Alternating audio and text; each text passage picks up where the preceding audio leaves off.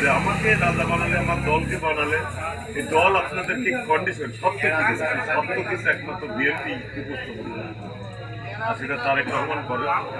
ওনার 31 দফা আজকে আমরা তৃণমূল পর্যায়ে যে যে অঞ্চলে বিএনপি কর্মী আছে তাদের স্ব নেতারা তাদের নির্দেশনায় আমরা সামাজিকভাবে সেগুলো বিলিবন্টন করছি। আমার প্রশ্ন করা হয়েছে 31 দফা দিয়ে মানুষের কিন্তু কী সাড়া পাওয়া যাচ্ছে। মূল সাবজেক্ট হচ্ছে 31টা দফা। এই দফা আমি সংক্ষিপ্ত আকারে না বলে সময় অনেক লাগবে। এই দফাগুলোর ভিতরে যেগুলো আছে, এই দফাগুলোর ভিতর মূল আছে যে আমরা রাষ্ট্রীয়ভাবে সবাই জাতীয়তাবাদী চেতনার মধ্য দিয়ে, গণতান্ত্রিক চেতনার মধ্য দিয়ে, বেকারত্ব সমাধানের মধ্য দিয়ে, অর্থনৈতিক সমষ্টিগত, যাতে আমাদের ভিতর দ্বিধা দ্বন্দ্ব বিগত দিনের জেদাজেদি না করে রাষ্ট্রকে মেরামত করাটাই আমাদের মূল লক্ষ্য। বাংলাদেশ যদি থাকে দল থাকবে, দেশ যদি থাকে দল থাকবে।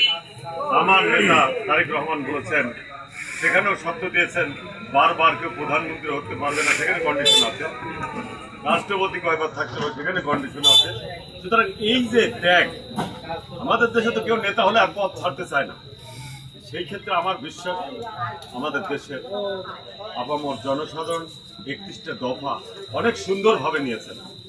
আর এই সুন্দরভাবে নিলে আমরা যারা কর্মী আছে, আমরা যদি চুপ করে থাকি হয়তো ঘরে ঘরে যাবে। যে লিফলেটটা এসছে, আমি মনে করি প্রত্যেকটা ওয়ার্ডের, প্রত্যেকটা ইউনিয়নের নেতৃবৃন্দ এবং কর্মীর উচিত মা বোনদের দাঁড়ে দাঁড়িয়ে যায়, ঘরে যায়, বুঝায় সেগুলো দেওয়া। 31টা দফা আমার নেতা কি বলেছে আপনার এই প্রশ্নে ক্লিয়ার যে আমরা নিজেই জানি না যে 31টা দফার মধ্যে কি আছে। এমন কর্মী আছি আমাদের মধ্যে।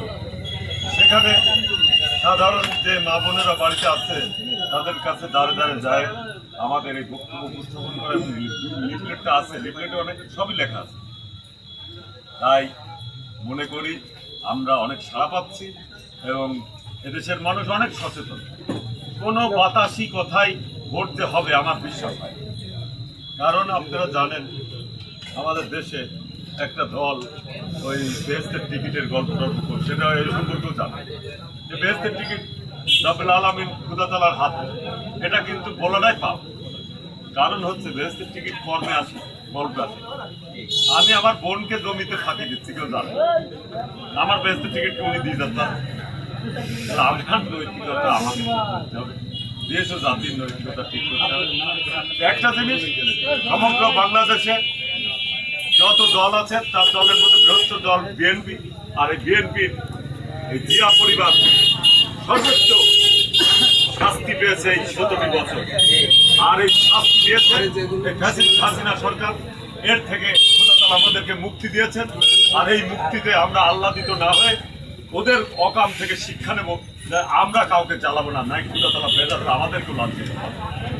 আমাদের বিশ্বাস আমরা আগামী দিন আমাদের বড় ভাই একটা কথা বলেছেন, সবার পছন্দের নেতা থাকবে।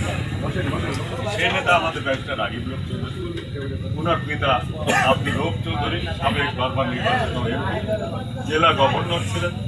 ওনার ইতিহাস, উনি সৎ মানুষ। ওনার বিরুদ্ধে কোনো ইলিগেশন কেউ প্রমাণ করতে পারে না এবং তার সন্তান অত্যন্ত সৎ মানুষ। আমরা খোদা তাআলার কাছে প্রার্থনা করি, সেই সাথে দলের কাছে প্রার্থনা করি যে আমাদের চাওয়া ব্যারিস্টার রাগিব লোক চৌধুরী নমিনেশন যদি পায় আমরা খুশি হব এবং দেশের উন্নয়ন, এলাকার উন্নয়ন বিগত দিনে যা হয়নি সেগুলো আমরা সম্পাদন করতে পারবো।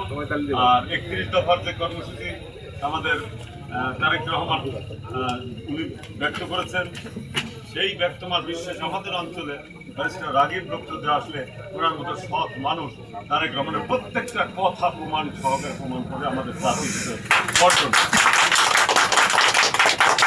আমার দীর্ঘ বক্তব্য ভালো না, অল্প উত্তর দেওয়া ভালো ছিল।